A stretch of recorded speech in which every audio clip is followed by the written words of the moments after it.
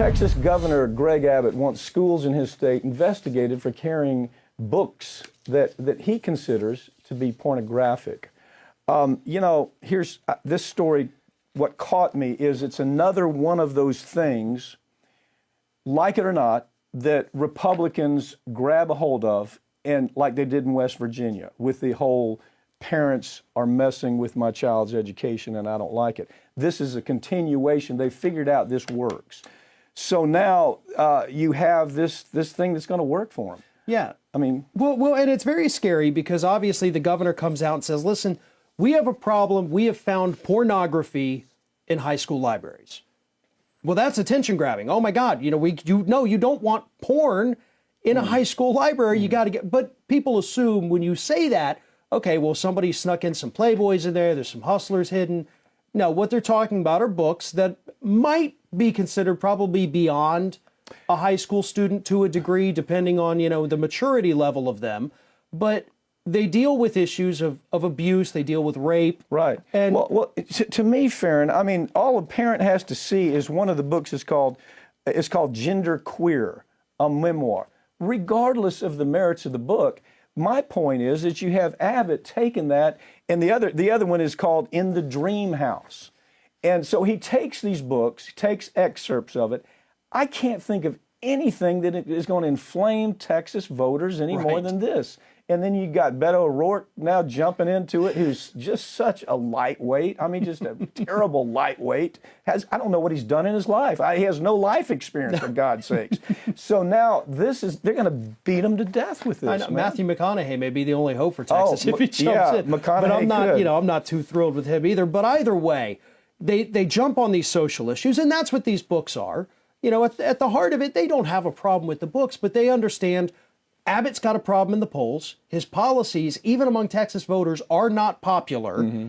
And so what can I do? Oh, well, look what just happened in Virginia. They ran on the school issues. There's a problem with the schools and parents need to be involved. And in 2 short weeks, he has jumped on that. Okay, it's not just him. Florida, Rhode Island, New Jersey, Ohio. I mean, you can't take a book called Gender Queer, a memoir, and tell a parent that this is what your child's reading in school, and that be okay with the parent. I don't, it's just not going to happen. But you can take that title, and you can take In the Dream House, and you can beat the Democrats to death with it. It's going to spread, and it goes back to this whole issue of what's happening to the polls. It's this counterculture kind of notion it's complicated because it does have to do with cancel culture. It does have to do with don't mess with rights, parents' rights. It has to do with political correctness. It's this move towards political correctness. It all fits in there with inflation, right?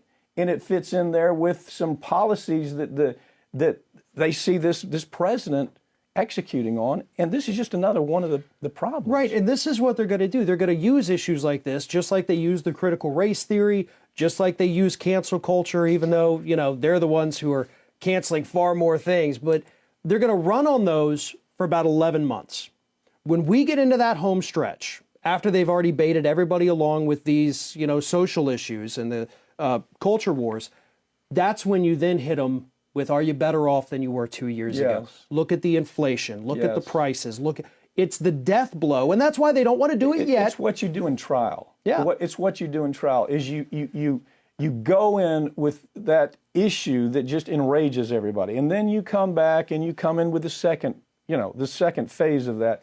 It's brilliant. I mean, I hate to say it, but it's brilliant, and it's a big problem for the Democrats. Well, Republican strategists, and again, I don't like to give them credit for anything, they are good at what they do, and the Democratic strategists are just so god-awful, it's amazing they ever win. I know. President Biden's pick to run the FDA is a holdover from the Obama administration. It is a disaster.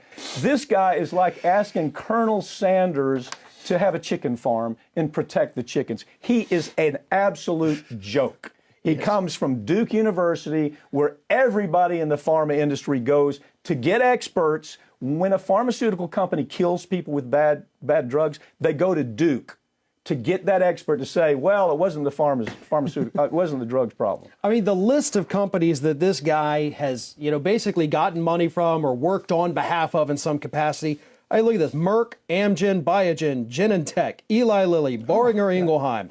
I mean, all the usual suspects are right here in this guy's resume, and he has also advocated for, what if we make the trial phase of prescription drugs? What if we just speed that up a little bit? What if we don't take as many precautions to get new drugs on the market? Okay, he's absolutely the pharmaceutical industry's best friend. He's also said, and this is missed on people, he tried to come up with a policy to where it was okay to sell any drug off-label. Yeah.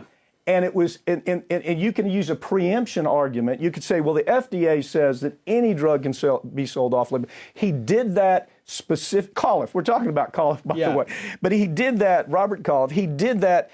It was a payoff to the drug industry. Now Biden, this is Biden's guy. He's a holdover from Obama. He was terrible back then. He's terrible right now. And I don't know whether Biden's just tone deaf on protecting consumers. But every move this guy makes is killing consumers. This is absolutely the kind of guy where if Trump had appointed him, this would be national headline news. Absolutely. Because he is so terrible. But just like when Obama did it, we had to go out there and talk about his ties. Yeah, and that's years ago. Yeah, I still have a Coliff file sitting around here. Yes. And this guy is that bad, though. He really is the best friend of the drug industry, has worked relentlessly to make their lives easier, which unfortunately makes consumer lives more difficult. Yeah, he's both a pimp and a prostitute for the drug industry. He covers just about everything. Farron Cousins, thank you for joining me, okay? Thank you.